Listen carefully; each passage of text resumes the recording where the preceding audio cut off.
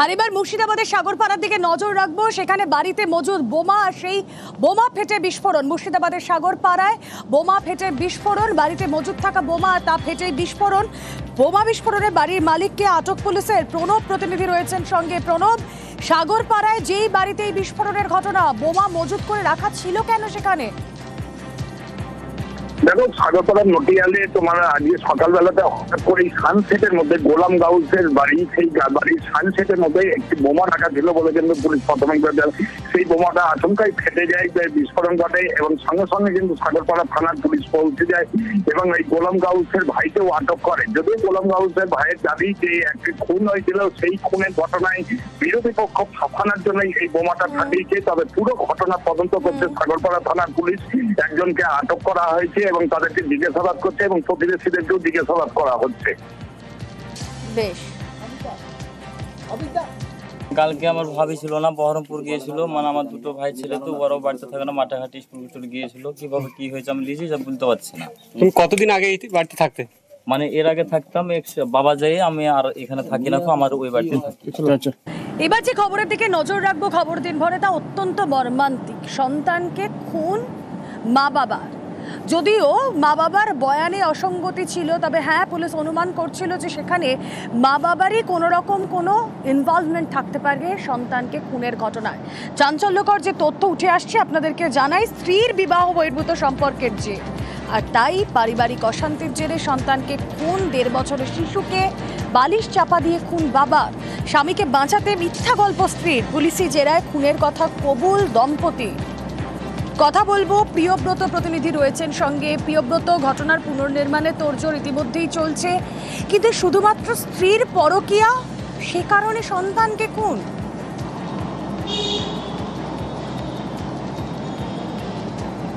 একেবারে তুমি যেমন বলছিলে যে স্ত্রীর পরকীয়া, এবং সেই ঘটনায় এখনো পর্যন্ত উঠে এসছে, কারণ পুলিশের তদন্তে যে বাবা তিনি কিন্তু যেটা দাবি করেছেন যে যে জায়গাতে ফেলে রাখার কথা বলা হয়েছে শিশুকে, সেখান থেকেই হাড়গোড় মিলেছে, জামা মিলেছে এবং সেই হাড়গোড় জামা পাঠানো হয়েছে ফরেনসিকে, এবং সেই কথার সূত্র ধরেই দুজনকেই গ্রেপ্তার করা হয়েছে। আজকে বাঁকুড়া জেলা আদালত তোলা হয়েছে।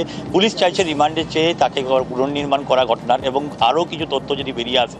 কিন্তু মূলত এই ঘটনার পিছনে যে কারণ উঠে আসছে সেটা স্ত্রীর বিবাহ বহির্ভূত সম্পর্ক। সেই ছেলেকে কোনোভাবে মেনে নিতে পারছিলেন না শিশু সন্তানকে, কন্যা সন্তানকে, তা সেই কারণেই এই খুন। এবং প্রথমে রাতের বেলা যখন ঘুমিয়ে যায় শিশু নিয়ে মা, তারপরেই কিন্তু বালিশ চাপা দেওয়া এবং তারপর তাকে নিয়ে যেয়ে প্রায় বাড়ি থেকে 700 মিটার দূরত্বে ফেলে দেওয়া ঝোপঝাড়ের মধ্যে। গত 3 দিন ধরে বাঁকুড়া জেলা পুলিশের উচ্চপদস্থ আধিকারিকরা এই এলাকায়, বগা গ্রামের যে আশেপাশে এলাকা, সেখানে কিন্তু তিনটি তল্লাশি চালাচ্ছে।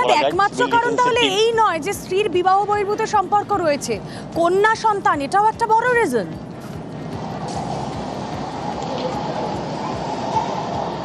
দেখো, কন্যা সন্তান কিনা সেটা কিন্তু এখনো পর্যন্ত পুলিশি তদন্তে বিষয়ে উঠে আসেনি, কিন্তু বিবাহ বহির্ভূত সম্পর্কের কথা বা ঝগড়াঝাটি যে হতো, তাদের মধ্যে অশান্তি লেগে থাকতো প্রায়, সেই কথা কিন্তু পরিষ্কার হয়েছে। তুমি আমাদের সঙ্গে থাকো। অবাক করা বিষয় এটাই যে স্ত্রীর বিবাহ বহির্ভূত সম্পর্ক এবং সেই সম্পর্ক, পারিবারিক অশান্তি, তারপর এই শিশুকে খুন, সেই স্ত্রী আবার স্বামীকে বাঁচানোর জন্য মিথ্যে গল্প সাজাচ্ছে। হায় রে বাবা মা। কে মারলো? আমি ঘুমিয়ে গেছি। আমি জন্ম দিচ্ছি, আমি কি খুন করতে পারি গো আমার বাচ্চা? তাহলে কি বাবাই মেরেছে? তো ওর বাবাই মেরেছে? আমি বাচ্চাটাই কেন মারবো? আমার তো আর দুটো বাচ্চা আছে গো। তুমি কেন মারলেন বাচ্চাটাকে? কেন মারলেন বাচ্চাটাকে? আমি এক ধারে ঘর, ও এক ধারে ঘর, আমি কিচ্ছু জানি না, কিচ্ছু বুঝতে পারিনি, ঘুমিয়ে গেছি আমরা। না বলি ইয়ারা যেতে আমার কেন, খিদে লাগলে ভাত খুঁজতে যাই, ওরে দুটো ভাত দাও, দুটো মুড়ি দাও, যে খুঁজছে। আমরা তো লোকই খাই, তাহলে যে খুঁজছে তখন বলছেন হাত ধুয়ে আসবে, যা খাবে। তো শিশুর যে বাবা আছে উনি একটা কমপ্লেন দায়ের করেন, তার ভিত্তিতে আমরা একটা কিডন্যাপিং কেস বাঁকুড়া থানাতে করি। গোটা গ্রাম, ওই যে আশেপাশে মোটামুটি 2-3 কিলোমিটারের যে রেডিয়াস থাকে, তাতে আমরা ছানবিন করেছি। বাবা আর মা দুজনই শিশুকে ওনারা মেরে ফেলেছেন। তো আজকে দুজনকে আমরা অ্যারেস্ট করে কোর্টে ফরওয়ার্ড করছি। ফরওয়ার্ড করে বাবাকে আমরা 7 দিনের রিমান্ড নিয়ে আবার জিজ্ঞাসাবাদ করবো কি কারণে ঘটনাটা ঘটিয়েছিল ওনারা।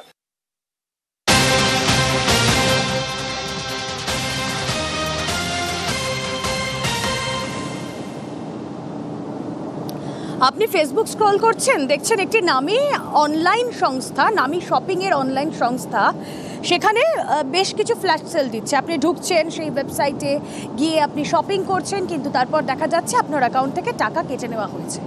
এভাবে বহুজন জালিয়াতির শিকার হয়েছে। কিন্তু কিভাবে হচ্ছে?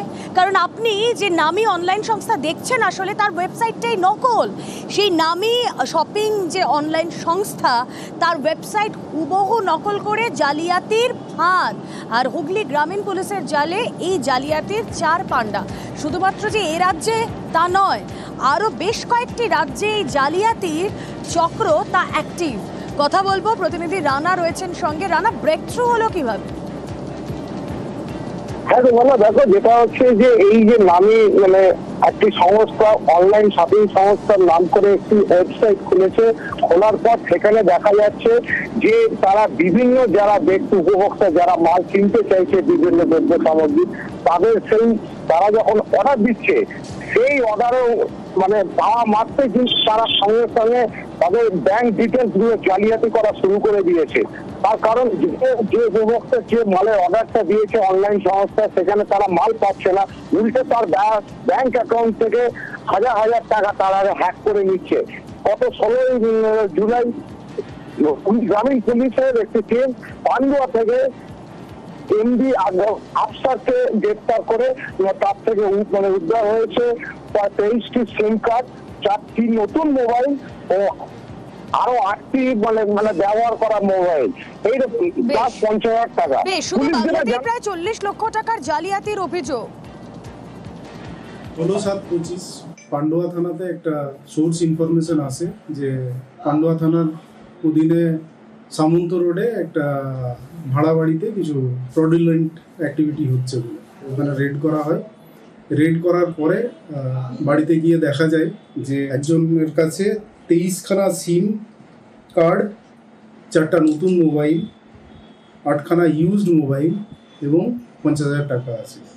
তাকে ওইখানে জিজ্ঞাসাবাদ করা হয়, সদুত্তর দিতে না পারে তাকে থানায় নিয়ে আসা হয় এবং তাকে আরও জিজ্ঞাসাবাদ করা হয়। অসম থেকে বাংলার বাসিন্দাদের এনআরসি নোটিশ। এবার অসমের গাড়ি আটকে দেওয়ার হুঁশিয়ারি তৃণমূল সাংসদ প্রকাশ চিকবরাইকের। সীমানায় 31C জাতীয় সড়ক বন্ধের হুঁশিয়ারি। বাংলার বাসিন্দাদের হেনস্থা করলেই রাস্তা বন্ধ।